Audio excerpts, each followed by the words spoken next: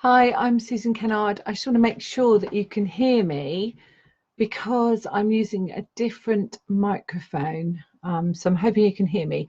This is a really quick video. So I put a post up about the incredible astrology of now.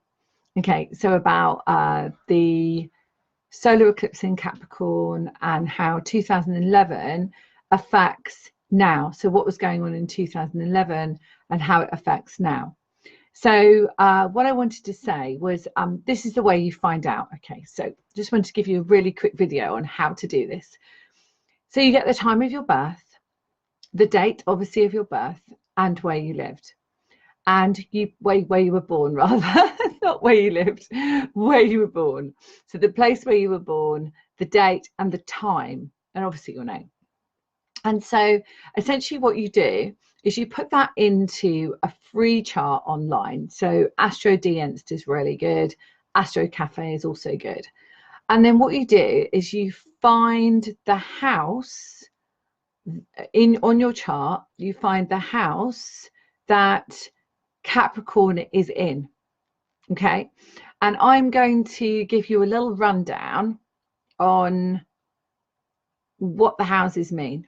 Okay, so here we go. I'm going to give you what the houses mean. So I've got a little chart here. So if Capricorn is in your first house, okay, so you'll look at the chart and you'll have a look. This is going to be about your self-expression, your the first impressions that people have of you, the beginnings and your attitude to life. So it's like your appearance in the world. And so your rising sign, for example, my rising sign is Sagittarius, and that would be my first house. But in my case, actually, Capricorn is in the second house. Okay, so in my chart, if I look at my chart, I can see where Capricorn is. So this is where Jupiter will expand, and you can really focus on this for 2020. So really focus on this area of your life. So do your chart and find out where it is. So house number 2 is, sorry about that, it's my budgies in the background, so if you can hear them, they're joining in.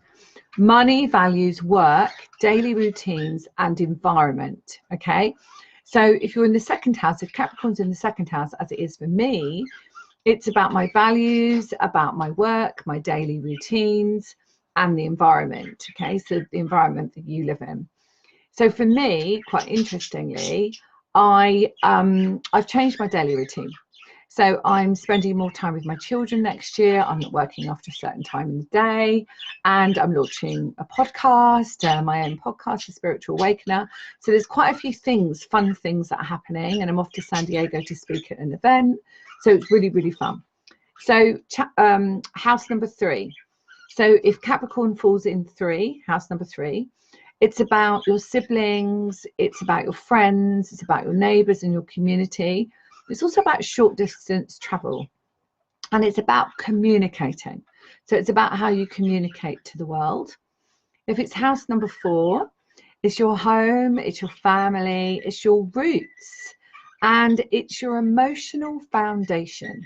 Okay, so what makes you feel quite safe in your home? So this is quite interesting because it may be that next year a lot of you will be moving home or thinking of moving home, and so that would be your 4th house. So your 5th house is romance and play and self-expression again, and creativity.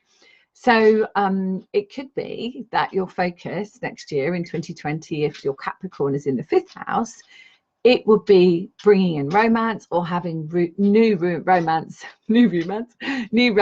with your partner that you have already. Okay, so this is really cool. If it's the 6th house, it's your health, it's your fitness, it's your organization, and it's also about acts of service. So when we're looking at the health, it could be that, I'm not talking about New Year's resolutions and going to the gym, by the way. It could be about your whole feeling about your health. So it may be that something happened this year that challenged your health, and as we go into the next year, into 2020, your health gets better and you start to feel much healthier in life. Okay, and you start to feel fitter. So if it's the 7th house, we're getting there, guys. In the 7th house, it's relationships. It's about sharing. It's about coming together and being in a mutual partnership of sharing. Okay, what else have I written here? Yeah, so it could be a significant relationship. So it could be that you meet a significant relationship, or that you have a significant relationship, which kind of makes you share more. So you come together more. Okay. If you're in the 8th house, so if Capricorn's in the 8th house, it's other people's money. So it's also intimacy, sex and bonding, and shared monies and property. So it could be that, you know, you're getting a mortgage, or you're getting money back from a mortgage, or you are paying back a loan, or you are doing some sort of work or contract with somebody where you're giving money or receiving money. So other people's money. Okay. And the 9th house is travel, study, higher learning, morals and ethics. So if Capricorn's in your 9th house, if you look at your chart and you put your birth time in, etc., then it's essentially about long distance travel. It's about study. It's about higher learning. It's about really expanding yourself. And so Jupiter will expand that area of your life. It's really exciting. Love that. I love travel myself, but then I'm a Capricorn rising. So, sorry, I'm a Sagittarius rising. So basically, I'm a Sagittarius rising. So I'm like, love travel, love traveling the world. Okay, and also love expanding my journey as well, my expansion of my soul's journey. Okay, so if it's the 10th house, we're looking at career, we're looking at goals, we're looking at fame. So if you've got it in the 10th house, woohoo to you. Fame, success, achievements, public image. So really coming into your public image. So if there's anyone listening to this now that is excited about getting themselves out there. In fact, Fiona, hey, who's on my spiritual mentor program, who's just finishing it now, actually, is going to be getting out there in the world and being who she's meant to be. So she's going to be in alignment with her mission. She's going to be stepping in and really showing herself to having a public image, you know, really thinking about her career and her goals and fame, really sort of being known for who she is. Okay, so hi Fiona. Number 11. So if your Capricorn is in house 11, then it's groups, friends, social society, but also courses. So I have a friend, Corinne, actually, who commented on this. The first one who commented about a lot of loss in 2011, and she's got it in the 11th house. And so she's just putting a course out there, and she is going to be, you know, sharing the social part of her. She's going to be running groups and really connecting with groups and running courses. That's really good. So if you've got it in the 12th house, it's really about being spiritual. It's about really, you know, coming into your own and your spiritual understanding on your soul's journey. It's about endings. It's about a lot of healing. And it's about closure. So it could be that something is coming to an end. And as I tune into this, actually, what my guides are saying is it's really about endings of the old way of being. So if this is the 12th house for you, if Capricorn's in the 12th house, think about what was happening in 2011. You know, what was really going on for you, and how is that playing out for you now in a really good way? Okay, so what I'm actually getting here, guides are stepping in really closely. I didn't plan to do that, but they're obviously stepping in for whoever is with Capricorn in the 12th house. And so it could mean that there's an endings of situations in relationships that really do not serve you anymore and don't serve that other person either. And so yeah, if anyone has that, just private message me and I'll have a chat with you about it. But essentially that's Capricorn in the 12th house. All right, so I've done the first house. I think, yeah, I have done the first house about self-expression and first impressions. That's where you would be. So what you need to do is go onto the free chart online. Astro Dance I love, and Astro Cafe is good as well. And there's loads of them. They're all free. You don't have to pay for it. And just go on and put your details in. So your name, your date of birth, where you were born, and the time of birth is really important. So to the minute. If you can get it to the minute, that'd be brilliant.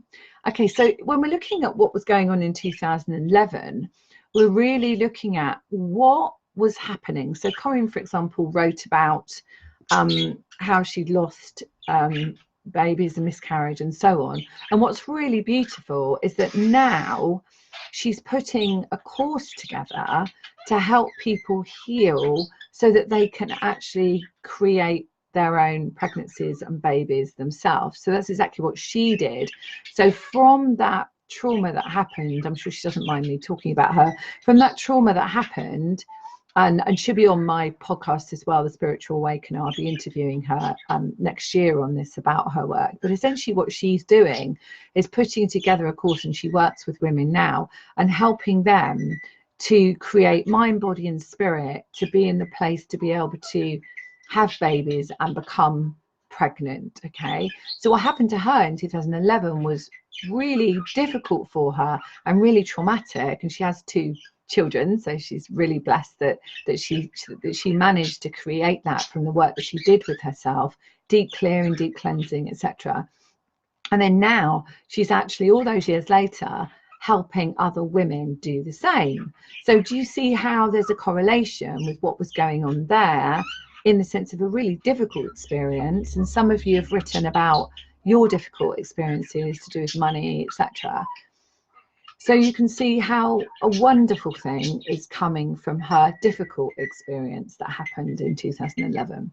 So, you know, have a look at that, see what's going on. Message me, definitely, PM me, or even message on here on FHTJ. I'm sure, you know, loads of people would like to hear your comments and to hear how you're getting on and how you feel. And just to say that, you know, 2020 has been leading up. You know, it's not just going to go bang, there we are in 2020 and everything's amazing. Actually, we've been noticing this momentum, and this is why so many people have been having to heal themselves on a deep level. And just recently I did a show here on FHTJ on addiction, and how addiction is actually our feeling that we're not connected to source, and so we find something outside of ourselves. So if you look at how it was for you in 2019, and it still is 2019 for a few more days, if you look at how that was, see how far you've come, and really, you know, be grateful for how far you've come, and also look at what else you need to throw out. So what else do you need to get rid of? What else do you need to throw out? And how are you going to do that? You know, not just by sitting there and saying, oh, this was really awful. Actually, like Corinne did, is actually really listen to her intuition, did the deep healing, did the deep clearing, and was able to put together something so fantastic that helps so many women. Okay, so really look at it that way. Try not to look at it as that was really awful, but try and look at it as, right, where can I actually heal from this? Where can I actually expand? And what the guides are saying to me now as I'm talking about this is really do it from a place of self-love and not sacrifice of self for another. Okay, so, you know, our spiritual journey, our soul's journey, our expansion of who we are comes from healing ourselves and really self-love, so that we're putting that out in our heart field and we're able to be shown that from the universe, so other people come into our experience that are this beautiful vibration of self-love. So we don't have to give ourselves away. We can actually live in a masculine, divine feminine, with both sides with us. We're giving and receiving at the same time. Okay, so it's not about us always giving, and it's not about us always receiving. It's about a beautiful symbiotic relationship. Okay, so this is a bit longer than I expected. It's sort of coming up 15 minutes. But you know me with my videos, I absolutely love doing them, and I love connecting with you. So thank you for listening, whoever's here, and please share it if you feel it will help anybody else, and let me know what house your Capricorn is in. Much love for now.